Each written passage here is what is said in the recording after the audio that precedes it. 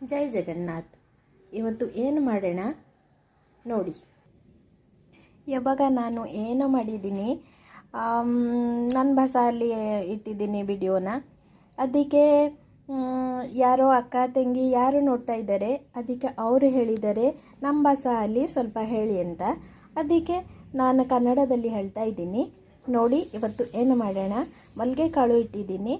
ಅದಕ್ಕೆ ಏನೋ ಒಂದು ವೆರೈಟಿ ಆಗುತ್ತೆ, ಎಲ್ಲರಿಗೂ ಇಷ್ಟ ಆಗುತ್ತೆ ಮತ್ತು ಜಾಸ್ತಿ ಟೈಮ್ ತೊಗೊಳ್ಳಲ್ಲ. ಆ ಥರನೇ ಮಾಡೋಣ, ಆಯಿತಾ?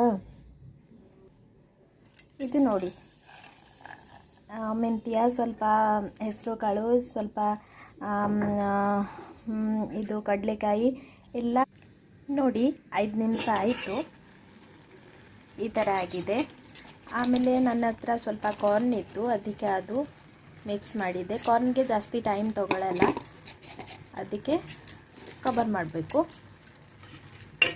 ಈ ಸ್ಟೀಮಲ್ಲಿ ಆಗುತ್ತೆ. ಗ್ಯಾಸ್ನ ಆಫ್ ಮಾಡಿ.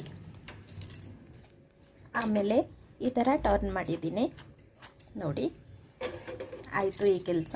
ಆಮೇಲೆ ಏನು ಮಾಡಿ,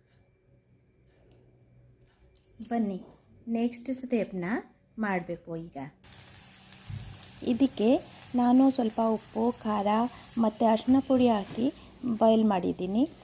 ಸ್ವಲ್ಪ ಮೆಣಸಿನ್ಕಾಯಿ ಕಟ್ ಮಾಡಿ ಅದು ಒಣಗಾಕಿ ಸ್ವಲ್ಪ ಈ ಥರ ಒಗ್ಗರಣೆ ಮಾಡಿ ಈ ಥರ ಒಂದು ರೆಸಿಪಿ ಆಯಿತು. ನಿಮಗೆ ಇಷ್ಟ ಅಂದರೆ ಈ ಥರ ಮಾಡಿ. ಯಾರಿಗೆ ಗ್ಯಾಸ್ ಪ್ರಾಬ್ಲಮ್ ಅಂದರೆ ಇದಕ್ಕೆ ಸರಿ ಆಗುತ್ತಾ? ನನ್ನ ಪಾಪುಗೆ ಬೆಳಗ್ಗೆ ಮಳೆ ಆಯಿತು, ಅದಕ್ಕೆ ತೊಂದರೆ. ಒಂಥರ ಲಂಚ್ಗೆ ಕೊಡಬೇಕು ಅಂತ ಪಲಾವ್ ಮಾಡಿದ್ದೀನಿ. ಮತ್ತು ಇದು ಲಂಚ್ಗೆ ಆಗತ್ತೆ. ಸ್ವಲ್ಪ ಮಲ್ಲಿಗೆ ಕಾಳು ಜೊತೆ ಈ ಬೆಳಗ್ಗೆ ಅದು ಬಾಳೆಕಾಯಿ ಮತ್ತು ಹಾಲು, ಅವಲಕ್ಕಿ ಅದು ತಿನ್ನಿಸ್ಬೇಕು ಅಂತ ಕೊಟ್ಟು, ಆಮೇಲೆ ಇದು ಬೇರೆ ಐಟಮ್ನ ರೆಡಿ ಮಾಡಬೇಕು ಅಂತ ಅನಿಸುತ್ತೆ. ಪುದೀನ ಮನೇಲಿ ಇದೆ, ಅದು ಪ್ಲೇಟ್ ಒಂಥರ ಮಾಡಬೇಕು. ಡಾಕ್ಟರ್ ಮನೀಷಾಚಾರ್ಯ ನಿಮಗೆ ಗೊತ್ತಾಗುತ್ತೆ ಅಂದರೆ ಅರ್ಥ ಆಗುತ್ತೆ ನಿಮಗೆ. ಇದು ಏನು ತಿನ್ನಬೇಕು ಅಂದರೆ, ಊಟ ತಿಂಡಿ ಯಾವಾಗ ಏನು ತಿಂತೀರಾ ಅಂದರೆ ಬೆಳಗ್ಗೆ ಒಂದೇ ಪ್ಲೇಟ್ ಈ ಥರ ತಿಂದಿದ್ರೆ ನಿಮಗೆ ಹೊಟ್ಟೆಯಲ್ಲಿ ಏನು ಪ್ರಾಬ್ಲಮ್ ಬರೋಲ್ಲ.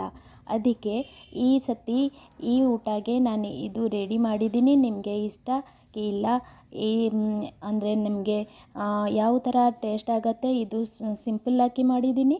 ಬೇರೆ ಒಂದು ಬಾಯ್ಲ್ ಮಾಡಿ ಒಂದು ರೆಸಿಪಿ ಮಾಡಿದ್ದೀನಿ.